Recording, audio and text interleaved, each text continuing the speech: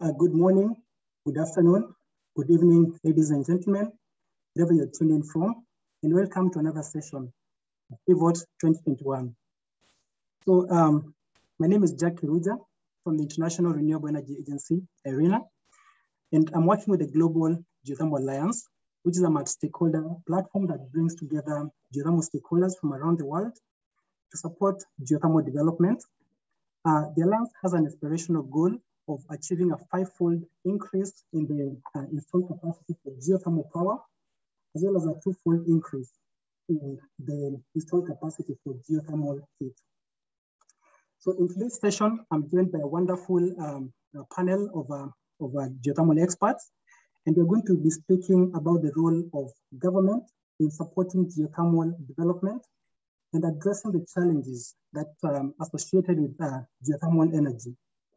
During this session, we're going to be looking at various levels of government and what role they can play, starting with the local government. This includes the cities and the municipalities. We are also going to be looking at the role of the state or the regional governments, depending on which jurisdiction you are in, as well as the role of the federal or the national government. So we're going also to be looking at what impact the various government interventions have on geothermal development. And it's now my great pleasure to introduce the panel for this session, Catherine Young, Paul Ramsack, Alex Fitzsimmons, and Rosalind Archer. I will now ask each one of you to take a minute to give an introduction of who you are, what you do, and how your work is related to geothermal. Catherine Young, you want to go first? Sure. Thanks so much for having me today. I'm Kate Young. I'm a program manager at the National Renewable Energy Laboratory that focuses in the US on advancing the science and engineering of energy efficiency, sustainable transportation, and renewable power technologies.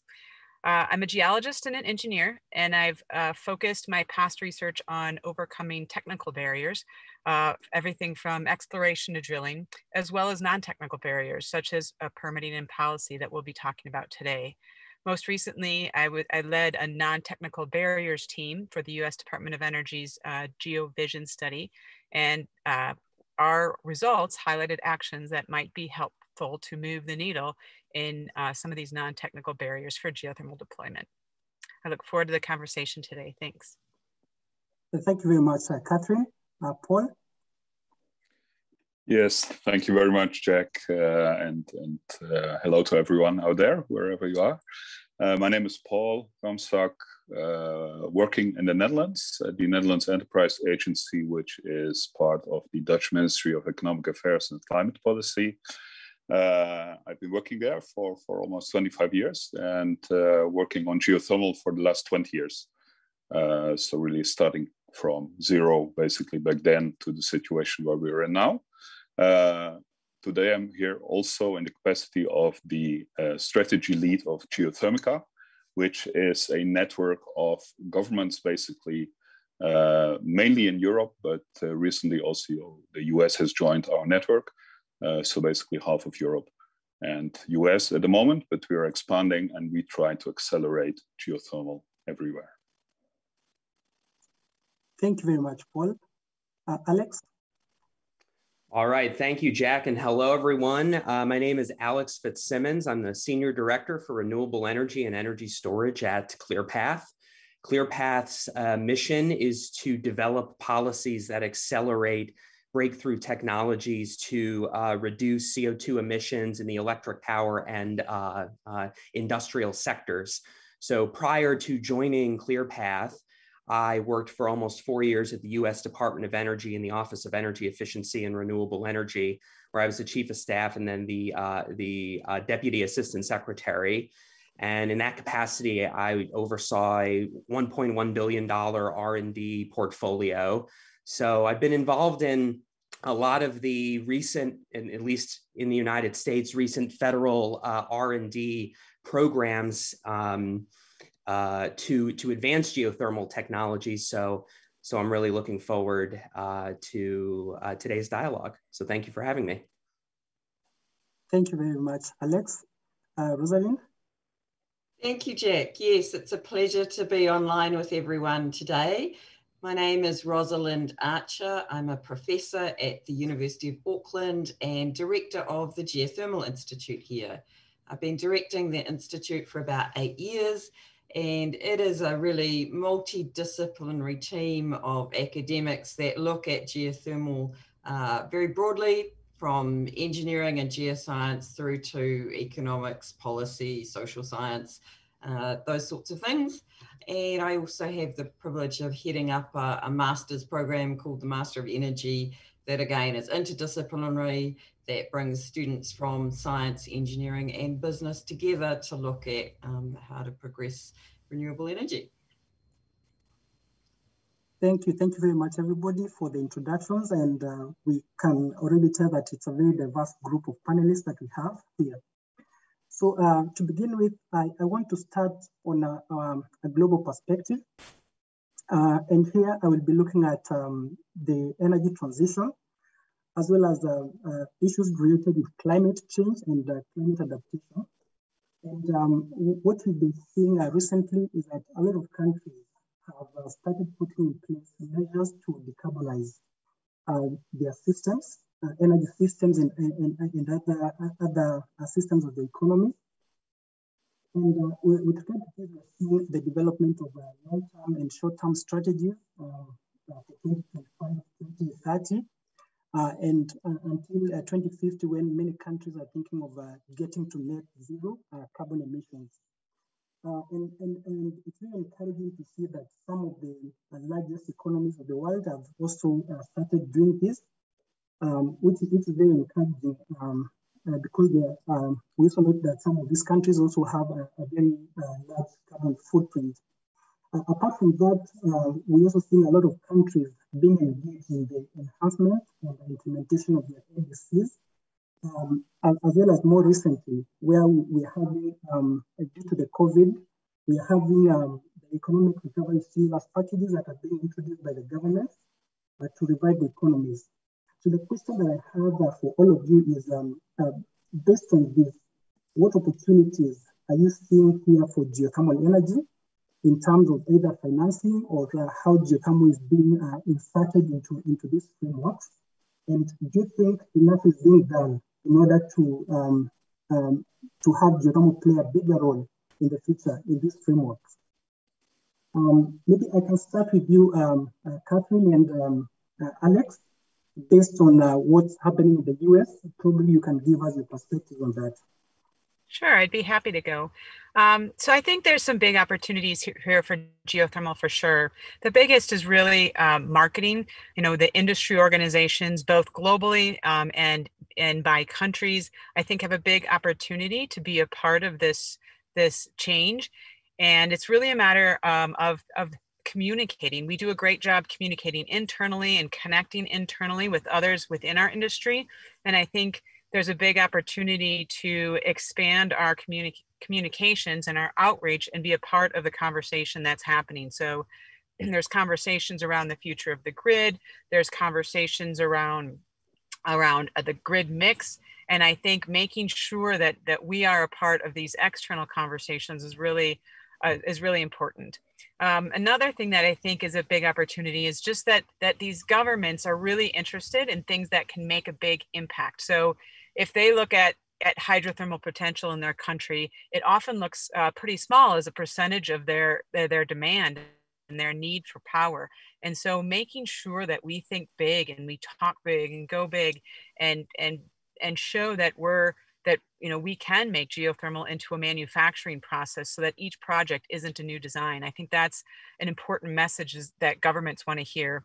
And the third is speed. And so they want this change and they want it pretty quickly. And so if the geothermal industry isn't quick enough to pivot and be able to meet those needs on the timelines that they're looking for, then it will be left behind. And so how do we transition and pivot quickly and step up to meet their needs as quickly as they're expecting it?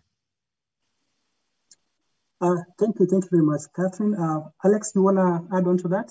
Sure. Yeah. I think Kate made a lot of great points about communication and thinking big. And I mean, geothermal from a research and R&D standpoint has been historically underfunded in the US, at least compared to some other clean energy technologies like wind and solar, for example.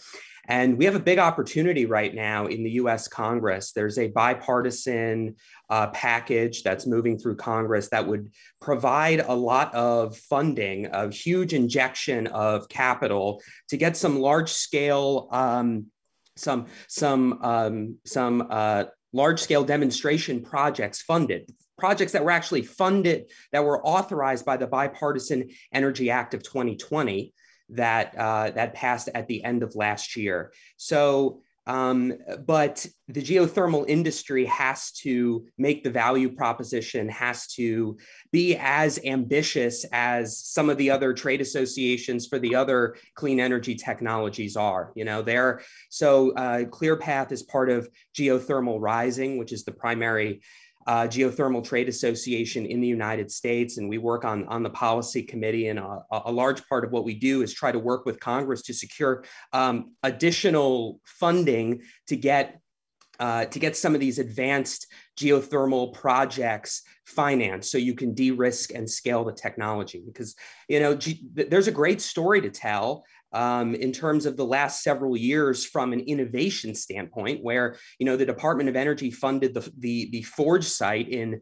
Milford, Utah, after an exhaustive multi-year competitive process. That's a $150 million research, testing, and drilling site that is that's now just getting underway and is going to lead to a lot of breakthrough advances in geothermal technology. We have to sell that story and then say, okay, well, what's the next step? The next step is we need demonstration projects so that we can de-risk the technology and attract private sector funding.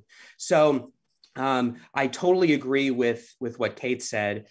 We really have to make the case, and fortunately now is the perfect time to do it. Thank you very much for that. Rosalind, maybe you can share some perspective based on New Zealand and probably what's happening in the Pacific and in general the island countries. Sure. So I think some of the points from a New Zealand perspective, we're very lucky that our electricity supply is already about 85% renewable, and we're pushing to get that to 90% by 2025. So for us, a lot of the opportunity in geothermal is actually not so much in the electric space. It's really around process heat and decarbonizing process heat and industrial uses of heat. And that really, the direct use of heat is almost geothermal's kind of superpower advantage that none of the other renewable technologies can offer at that sort of efficiency or scale. But I'm also mindful of the whole conversation about net zero. So geothermal in New Zealand is really taking ownership of the question that geothermal, while typically very, very good carbon-wise, is not always net zero. Flash plants do have some emissions from their operations. So our industry in New Zealand is really leaning into that and providing annual updates on what the actual CO2 emissions from our plants are, acknowledging that not all technologies are absolutely zero emission, and really trying to take ownership of that, because I think if we don't, we do risk you know, a lot of issues around challenges from wind and solar on the sort of carbon emissions perspective. And in terms of the Pacific, I mean, I think there is still great opportunities for geothermal to help decarbonize the Pacific. The small island states are very dependent on imported diesel. Many of them would have some geothermal potential. So I'm hoping New Zealand can start to work with them more on that. Thank you very much for those perspectives. Paul, maybe you can also let us know what's happening in the Netherlands and also in the European Union, particularly with the introduction of the Green Deal. Yes, thank you, Jack. And yeah, maybe reflecting on what you said in terms of opportunities that let's say all these developments would offer. I think it's not only about opportunities; it's rather a necessity that we develop geothermal and also other renewables.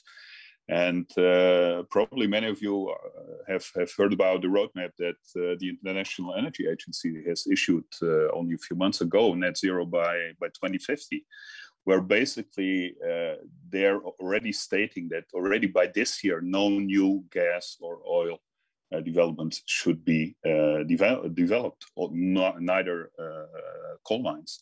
So that is, I would say, a massive statement in a way. If we want to reach our climate goals, if we want to reach net zero by 2050, then we need alternatives. And that means not only alternatives on the electricity side, on the power side, but also on the heating side. And for Europe, for instance, the heating chunk of the final energy consumption is definitely the larger chunk. So it's 50% or more. And if you count the cooling, let's say in the south of Europe to it, then it's even more. So while many discussions are still focusing, I would say, too much on power, I think we really need to look into heat much more than we do. And I think that's crucial. I see many good developments, let's say, in many countries in Europe with regards to renewable electricity. But the heating side and the heating is still, I would say, to a large extent, 80-90% fossil fuel based. And there we don't have many opportunities. We don't have many alternatives. In a continent as Europe, in some countries we might have some biomass, but of course, if you burn biomass, you're also emitting CO2. It's just not the fossil biomass that you're burning, but it's the new biomass. And in a country as the Netherlands, we have one forest in a way, which is our national park. So, if we want to move in that direction, we are still dependent. We don't have many opportunities, other alternatives.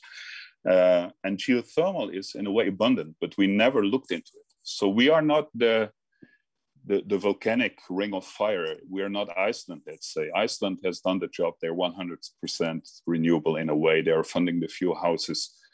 They're subsidizing the few people that need to rely on fossil fuels because they live too far away.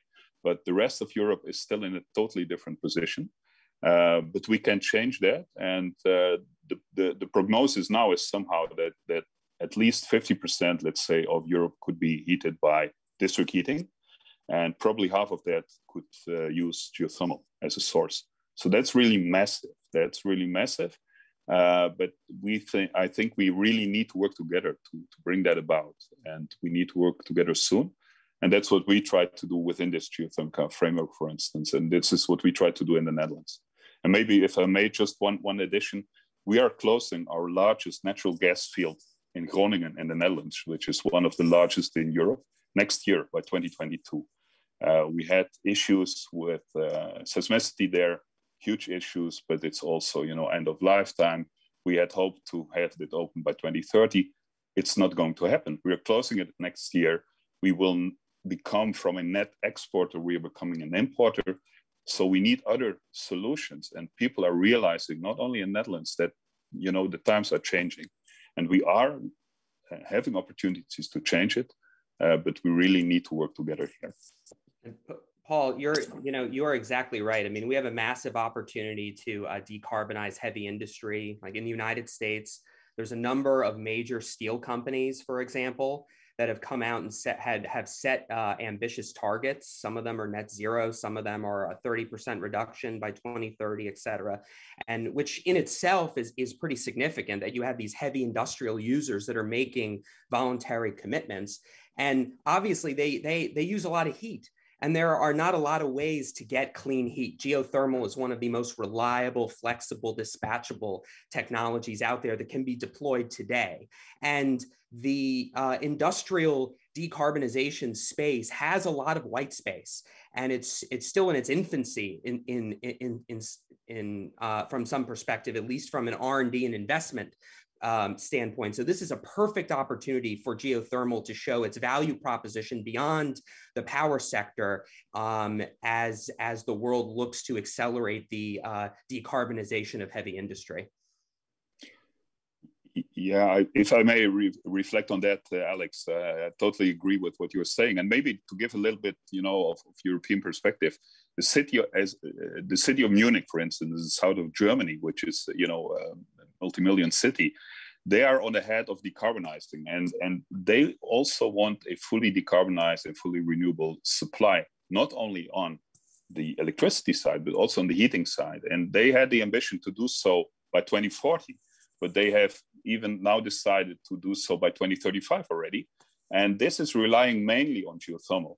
And for instance, in my country, the city of The Hague, is now starting its first geothermal project. Tomorrow, actually, one of the major oil companies, Shell, that's based in the Netherlands, will start its first geothermal drilling in the north of the Netherlands, city of Leeuwarden. So many things are changing. There is a huge dynamics here going on. And I think really our cities will change over the course of the years. And, actually the first project we had in the Netherlands, the first geothermal project, it was back in 2007, was in the very south, in a coal mining area, where they used the old coal mines that were closed down in the 70s of last century. And they used the heat from the coal mines to heat the city. So it's the mine water project. They drilled down 800 meters. They used to use it to heat the city, to cool the buildings as well from lower levels. And that, in a way, is a very nice image to me. I think, you're transitioning towards a cleaner future based on the past. And this is true, I would say, also for geothermal in general. There is so much knowledge out there in the oil and gas industries. And, at the same time, this will change. So if we can use that knowledge, if we can use these people, and all this enthusiasm and knowledge out there, then I think we can really make that change quite quickly. But we need to work together on that. And governments need to provide the proper framework to be able to move in the right direction. I think that's important as well. Yeah, I agree with you, Paul. I just want to follow up on the last statement that you said about the governments. And I think that that a lot of times geothermal coming into areas is either coming into an area that hasn't had geothermal, that maybe doesn't have regulations, where the public isn't as aware of it.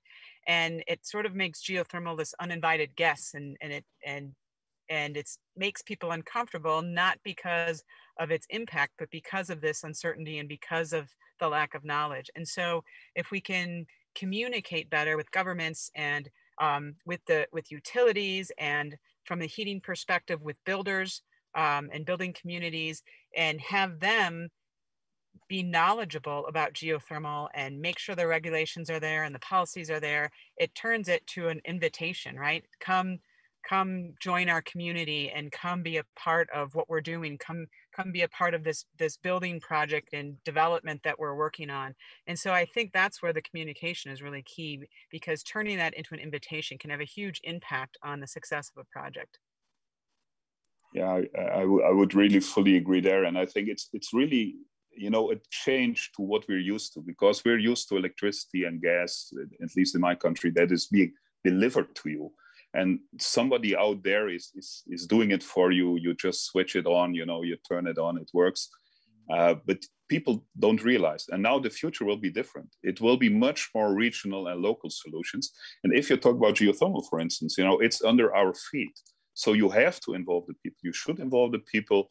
It's not a oil company that's far away or a gas company far away. You really have to interact with the people. So it's a totally different dynamics.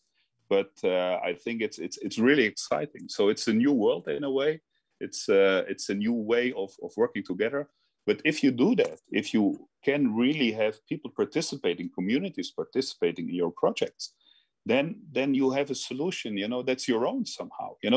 It's not money flowing anywhere in the world. Recording it's just, stopped. Doing it here. I would like to follow up on a few things that you've mentioned. You've talked about licensing. You've also talked about communication. So let me begin first of all with licensing. So this is an issue that has been around for quite a while, but it still keeps coming up as a thorn in the flesh of the developers. And all of it come from countries that have done quite well with regard to the development of geothermal. The US is the leading producer of geothermal electricity. New Zealand has gotten to about 1,000 megawatts of electricity. And also the Netherlands is coming up, especially on the heating side. So the question that I would want to ask is, what is it that your countries have been doing to support the developers, particularly when it comes to acquiring the licenses? And what are some of the things that are coming up, for example, in the new legislations that are being introduced into the different— Recording in progress. That are being introduced? What are some of the some of the trends or some of the key elements that you're noticing in these legislations that you think are going to make it much easier for the developers to get into geothermal in terms of licensing? Yeah, well, in the U.S., I mean, permitting is one of the major challenges for geothermal, and it has been for for quite some time. The GeoVision study that US DOE did, that I know Kate worked on, which really showed the potential to accelerate geothermal capacity expansion if you can address these regulatory and permitting challenges. I mean, it can take 8 to 10 years to fully permit a geothermal project, which is just unacceptable if we are going to meet some of our, if we're going to meet our global climate goals. And particularly do it in ways that where we maintain a resilient grid, right? But one of the lessons that we can learn from this is the experience of the oil and gas industry in the United States. So the oil and gas industry, obviously, the US is now the #1 producer of oil and natural gas in the world. And that didn't just happen by accident, right? There were technological breakthroughs, but it's also a story about permitting, where in the Energy Policy Act of 2005, which before the Energy Act of 2020 was one of the last major bipartisan energy policies that passed in the United States, the Energy Policy Act of 2005 created a rebuttable presumption and categorical exclusion from the National Environmental Policy Act for unconventional oil and gas drilling. Many of those same techniques are applied in geothermal. And yet, geothermal does not have the same categorical exclusion. So they have to go through the entire NEPA review process, which can take years, sometimes close to a decade. That's unacceptable. But it comes from partially from a lack of familiarity, as Kate was saying, a lack of awareness in communities of what geothermal is. State and local governments, federal government, even the federal government is not used to dealing with as much geothermal activity as they were with oil and gas. So this is something that should have bipartisan support. It's something that we're working on at ClearPath, which is trying to have sensible permitting policies that say, yes, we need environmental protections, but we also need to get projects built, because you can do all the R&D in the world, but if you can't permit the project, then you're just doing science experiments. Yeah, and I'll just follow up on that and say that in all of the analysis we did, some of the things that we observed, not just in geothermal, but in things from transportation to bridges and other big construction projects, is that the more detailed you make any permit or license or leasing process, the more challenging it becomes, because each project is unique. And so if each project has to have exceptions, that can help to expand the permitting process as well. And so what we found was that governmental entities that had simplified, more generic permitting and regulatory processes allowed for that flexibility without having to sacrifice any of the safety or the concerns that they needed. And so that's really one of the key takeaways. And that's where this categorical exclusion comes in, is it's really sort of streamlining and simplifying the process without taking away any of the safety. It's based on science and previous knowledge and previous experience. Yeah, and New Zealand is probably then at the other end of the spectrum in terms of the simplicity of our regulatory framework. We nearly 30 years ago harmonized all our sort of permitting processes essentially into a single act of government legislation, our Resource Management Act, and that has harmonized everything. It does have its critics like anything, but For projects that are deemed to be of national significance, those projects are permitted within 12 months. So our most recent geothermal project, our most recent electricity development, Tahara. Tahara is on the order of a $300 million US development to generate electricity, was permitted within 12 months. And that really reduces business risk, uncertainty, and just makes it so much easier for developers to go forward. Sounds like we could learn a few things from you guys. Come on down. And of course, I mean, it's so much more complicated in the US because we have states and localities and the federal government. There's federal public land and there's private land and state held land. And in the oil and gas experience, I mean, oil and gas drilling that occurred on state and private land got permitted dramatically faster than it did on federal land. So you know, when we're talking about expanding geothermal permit and accelerating permitting for geothermal, we have to keep in mind that, yes, we need to streamline the federal permitting process for public land, and then we need to provide technical assistance to states that are looking to expand to do geothermal the right way, so that permitting does not continue to be a roadblock to more geothermal development. Yeah, and I think that brings up a really good point. Oftentimes geothermal projects are have to deal with multiple entities because the land that they need has to deal with both federal, state, private, local, governmental entities. And so there are states that have processes, Alaska is one of them, where they have offices to help coordinate all of the different jurisdictions into a more streamlined process. And that's really helpful and impactful as well. Yeah, maybe if Paul,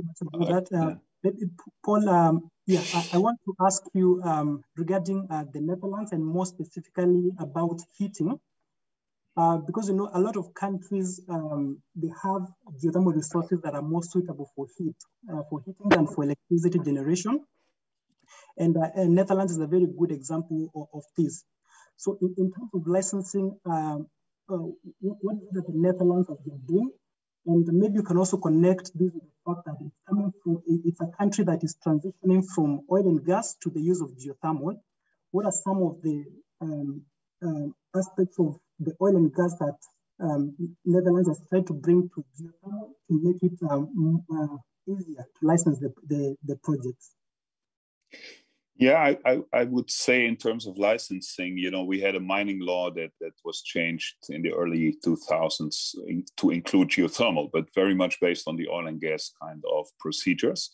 But we found out actually that it would be useful to simplify it or to adapt it for geothermal. And this is now in process, basically, in the Netherlands. But I think, you know, although licensing is always kind of an issue, I would say, and if I look around Europe, you know, it is an issue, but it's not the only issue, I would say. So we do have a lot of applications, for instance, at the moment. So that's also one reason that it takes time, you know, and we're a densely populated country. So you have the provinces and the cities that have a say in that. But at the end of the day, I think that will probably move forward. And there are also European initiatives to harmonize that. But I think other elements that are also important and that helps very much, for instance, in the Netherlands is in the Netherlands, our mining data are public.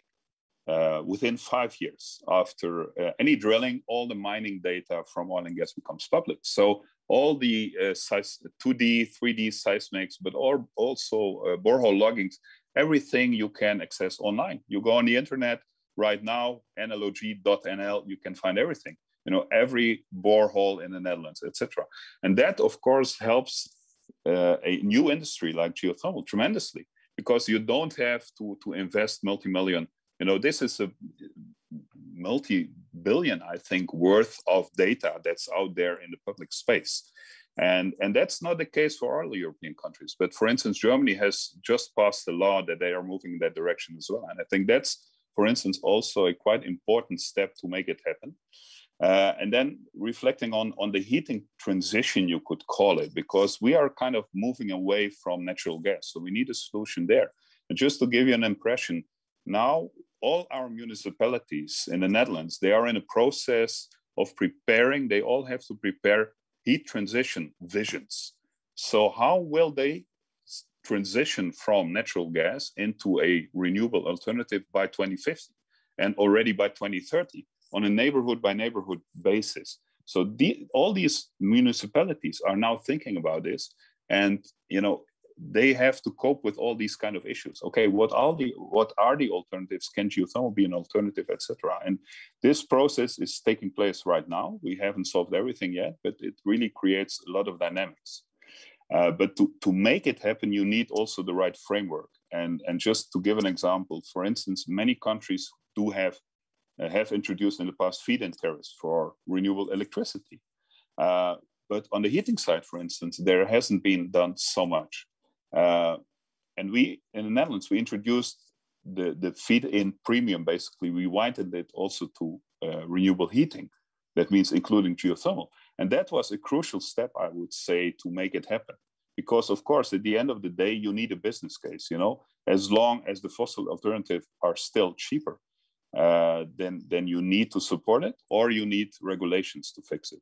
And maybe one other element that helped also a lot is a risk mitigation scheme that we put up nationally to cope with the geological risk.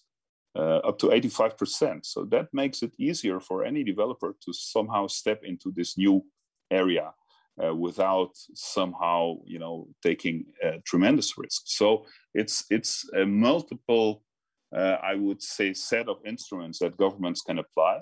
And last but not least, like Alex, I think you mentioned this very, very strongly, the innovation part. I think innovation is key to this kind of developments, and definitely in innovation, we can work together quite a lot. But at the end of the day, we need these large-scale demo projects. I think that is when people can see and feel it. And I remember back in 2007, I worked for 7 years on geothermal.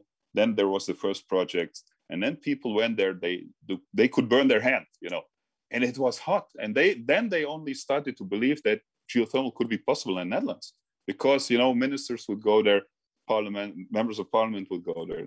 They could feel it. And then they realized it can be done, and that somehow sparked, I would say, the transition. And we need much more of that. Yeah. Seeing is believing, and it also helps create political momentum to get projects built, right? Which is what you need at that scale. If you can say, well, this funding will go to support X project in your state or in your city, right? That always helps. But our R&D, our D&D is necessary, certainly, and it's the foundation, but it's necessary but not sufficient, right? We need some of these other policy mechanisms, these non-technical barriers, whether it's permitting or the right financial incentives, right? So thinking about, like in the United States, we have production tax credits for various clean energy technologies. Geothermal has kind of gotten short shrift over the years. So at ClearPath, we're trying to work on some of that to have a technology inclusive, it's called the Energy Sector Innovation Credit. That would basically be a tech neutral, tech inclusive approach that would scale down as market penetration increases. We're hopeful, as tax credits can be controversial, politically controversial, but we're hoping that this pretty elegant approach to have a self phase out of the tax credit as a given technology increases in market penetration can actually get some bipartisan support, because then you can get some of these first of a kind demo projects financed and built out. And that's when you can really start to drive down the cost and start to compete with combined cycle natural gas and maybe even wind and solar one day. Yeah, fully agree with that. Yeah. Well, I just wanted to, sorry. I was just curious about the risk mitigation scheme. I mean, I think that's a really important role of government and government agencies in different countries. But looking around the world, there's a range of risk mitigation schemes coming from governments, and some are working really well.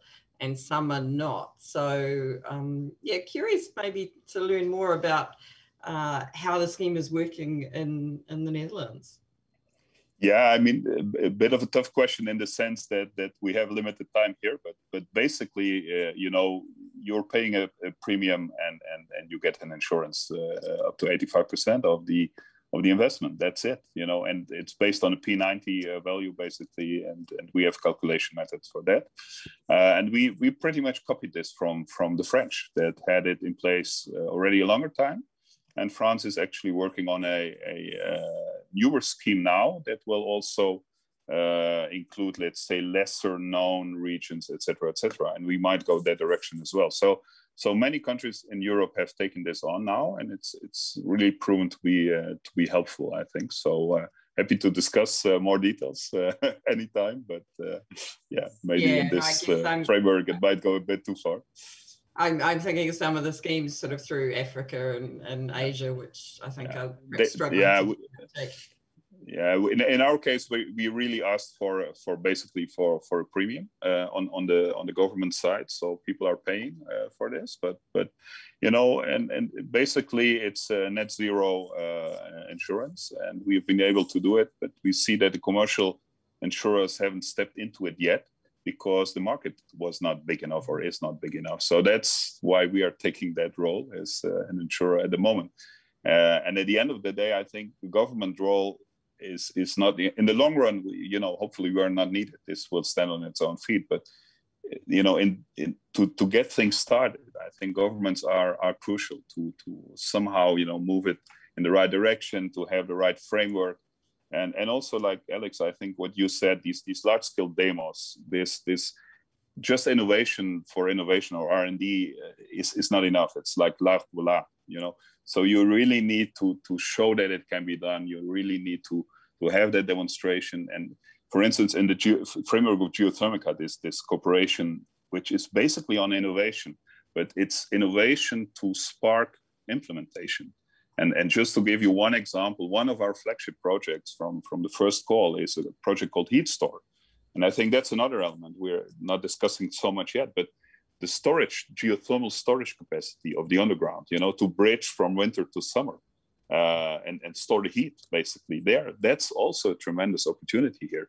And this project, for instance, is a project where I think over 6 or 7 countries are working together, really showing it, having multiple demos combined with the research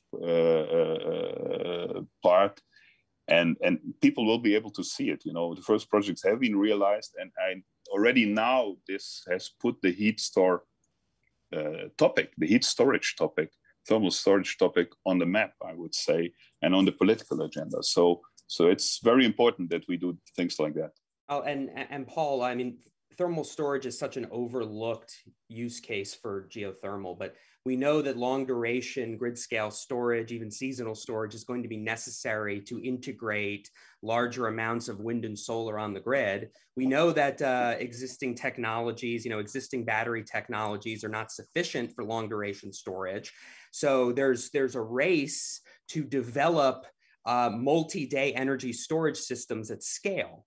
And there's a lot of technological approaches you can take. You can have, you know, various battery chemistries, advanced batteries, and there's a number of those out there.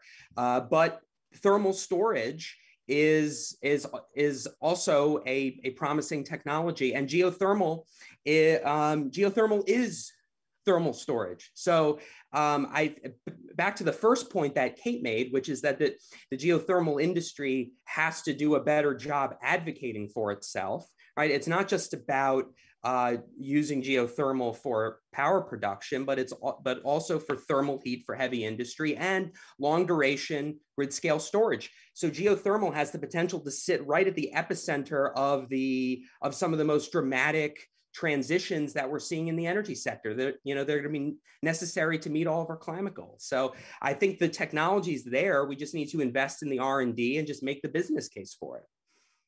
Yeah, and just talking more about R&D, I would also just want to touch a bit about the work that is going on with regard to the EGS and how much the government is investing in this. Maybe, Kate, you could provide some insights on this with regard to what's happening in the US.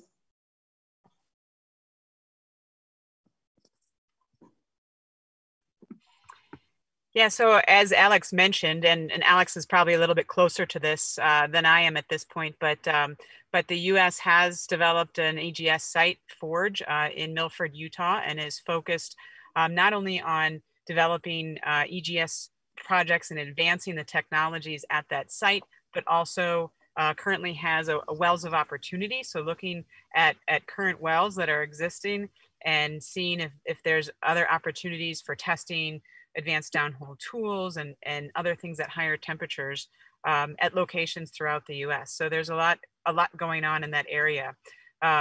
What's really exciting is to see not just universities participating and national labs participating in this research, but also startups and small businesses and large companies, because really what this needs to move forward is moving beyond that RD&D phase into the development and deployment phases. And so it's important to have those industry partners to be able to continue the research beyond where the government RD&D ends. Yeah, Alex, I don't know if you have something to add to that. Okay, I would like to ask to take some questions from the audience. One is regarding the incentives that the governments are giving for energy sources. And the audience is wondering why isn't the same incentives that are being given to other renewable energy sources being extended to geothermal? Any responses on that? Yeah, I think that's a really good question. It's not that those types of policies haven't been extended to geothermal. It's that policies that apply to a technology like solar and wind aren't necessarily applicable to geothermal.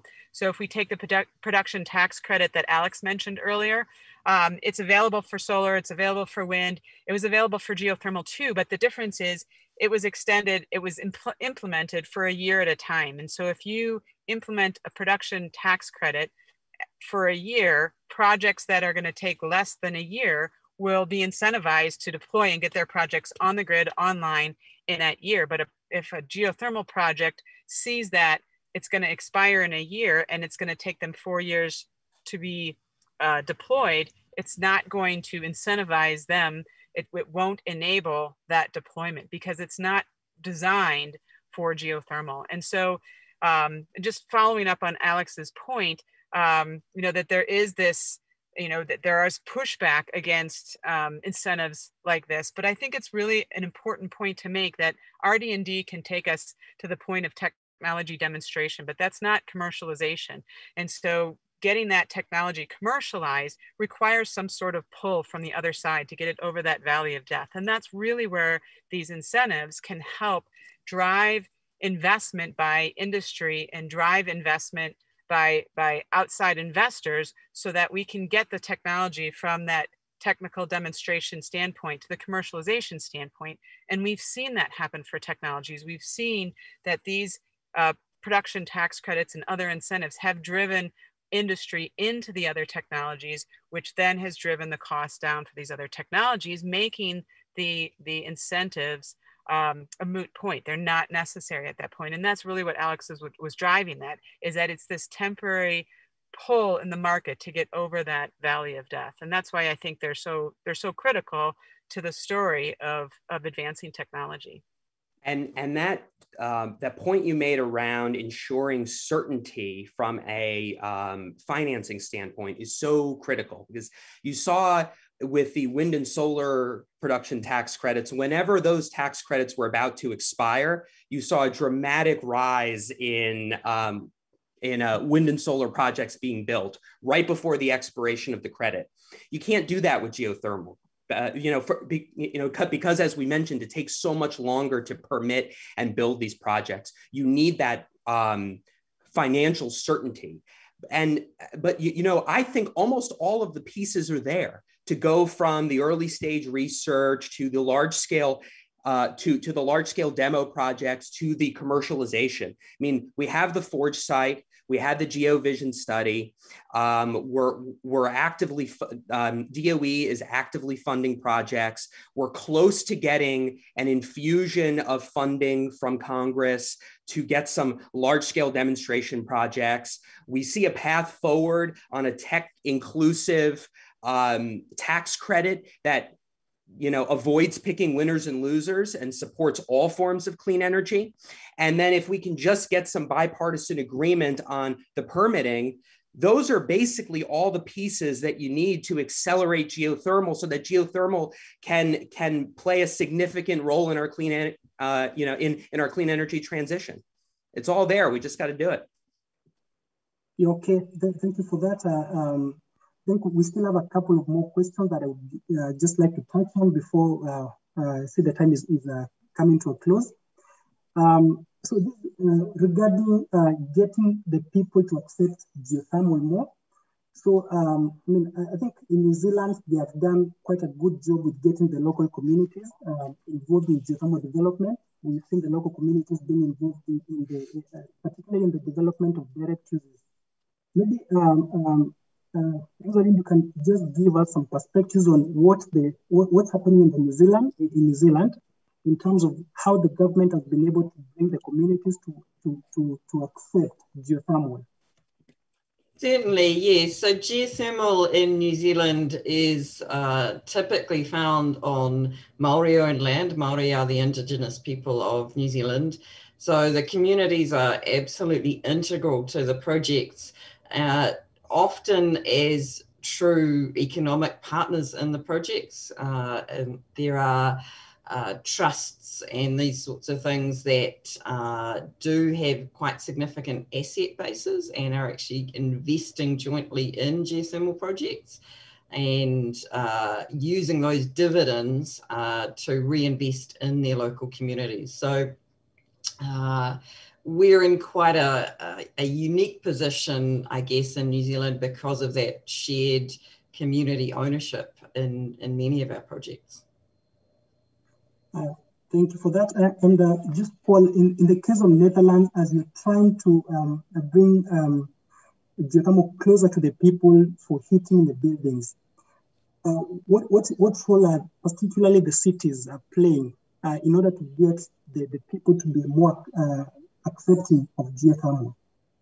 That's a very good question, and I was really inspired by your answer, Rosalind. I think how you're doing it in New Zealand. I think that's very interesting. I think we are somehow still searching for the right model or the right models, and in a way, we see different kind of developments. We see on the one hand side, the first geothermal projects in the Netherlands were with greenhouse farmers. So they really were the pioneers, that were very proactive. They took the decisions themselves. They were very brave people. They were not necessarily geologists or whatever, but they did it and they made it happen. They made the change. And what we see now is that, as I said, the bigger players are coming in. Shell is starting to drill tomorrow. But at the same time, also municipalities are looking into this. How should we arrange it? Should it be the big players? Should we have around, utility companies? And you have to know that we privatized all our utility companies in the 90s, so of last century. And now somehow we see a rebound, a reverse effect. And many municipalities are considering, establishing utilities again. And I think in many of the cases where they did so, it's closer to the people, and probably in the long term, this is the key to success, to have the shared ownership, to have it closer to the people. And of course, you can involve, experienced industry, but you need somehow, it shouldn't be only money flowing out, to some external group. People should really feel that it's happening under their feet. It should be safe, and they should be profiting from it. And you need to find a solution for that. And we're in the search for that. So happy to hear any good suggestions how to solve this. Thank you very much for that response. And the next question is regarding more of a skills and knowledge transfer to developing countries. And the question that I have is, your countries have done quite a lot in terms of developing the skills and the human capacity. But in terms of reaching out to other developing countries in impacting these skills, what is it that your countries are doing in this regard? Maybe Rosalind, can start with you. Sure. The New Zealand aid program through our Ministry of Foreign Affairs and Trade are very active in human capability development and geothermal around the world. I lead a program in East Africa that has, of course, gone online in the past 18 months. We also work very closely with geothermal professionals in the ASEAN region, in Indonesia and the Philippines, bringing them to New Zealand pre-COVID, but still working online. So it's a real priority for our aid program. Okay, thank you very much. I wish we had more time to continue the question, but I think at this time we just have to bring it to a close. And I will ask each of you to just give us your closing remarks in just 1 minute. Then we shall go to the next step and close the session. So Kate, you'd like to go first again? Sure. I just wanted to thank everyone for the great discussion today, and just highlight that communication is key. Working with governments and utilities so that there is an invitation for geothermal to come and partner. I think those are my two big takeaways, and I'll leave it at that since I know we're out of time. But thank you all very much. Thank you very much. I'd say the single most important thing for people to take away is that geothermal is the only renewable resource that can provide reliable, clean electricity, heat, and storage. So it has to be a critical part of our future. Thank you for that. Paul? Yeah, I very much agree with what Alex said. I think that is crucial to realize. We need to change. We are still heating our homes, heating our industries, fossil-based. That will have to change in 30 years' time. And geothermal must be an important, part of the equation there. And maybe taking it even further, I think now, wherever you're working, you can, you can join in. This is probably the time to join in if you haven't done so yet. And I see this happening. We just, hired a new colleague that came out of Oman from the oil and gas industry that, made that change somehow. And this is happening all over. So I think this is exactly also societally what should be happening or what is happening. And a lot of young people, but also retired people coming in, bringing their expertise, and will make this change happen together. And enjoyed this conversation with all of you. Thanks for that. Thank you. Rosalind? Yeah, I think the whole conversation just for me highlights the need for everyone to be having a really joined up dialogue between industry, academia, government, communities to just get everything aligned to make this transition possible. Thank you. Thank you very much, everybody, for this wonderful session. And thank you very much for your contribution. I also want to thank our audience for taking your time to be with us and to listen to our discussion. I hope everybody has gotten something, and that the outcomes of this will really go a long way in supporting development around the world. So with that, I thank you all and wish you a good time. Thank you very much. Yeah, thank you. Thank you.